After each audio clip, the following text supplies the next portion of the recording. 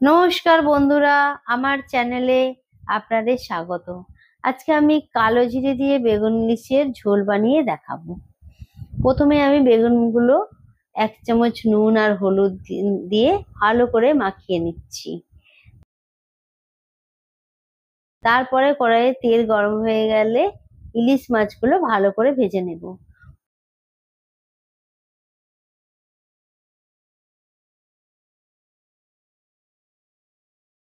ওই একই তেলে আমি বেগুনগুলো ভেজে নেব।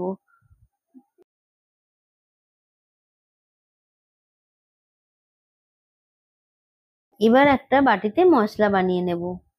বাটিতে কিছুটা লঙ্কা গুঁড়ো, হলুদ গুঁড়ো ও নুন দিয়ে সামান্য জল দিয়ে একটা মশলা বানিয়ে নেব। বেগুন ভাজা হয়ে গেছে, এবার নামিয়ে নেব। ওই তেলেই কালো জিরে, কাঁচা লঙ্কা দিয়ে নেড়ে চেড়ে নেব।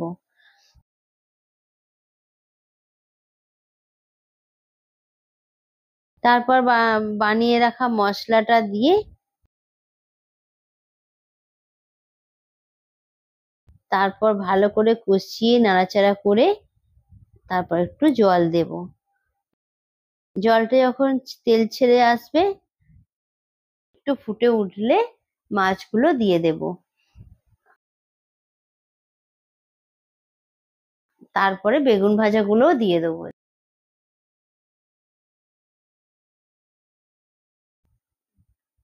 2-3 মিনিট ফোটার পর ধনেপাতা কুচো দিয়ে আমি নামিয়ে নেব।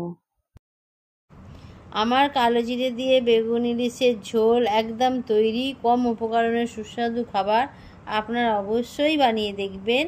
আমার ভিডিওটা যদি ভালো লেগে থাকে তাহলে আপনারা লাইক এবং সাবস্ক্রাইব করে দেবেন।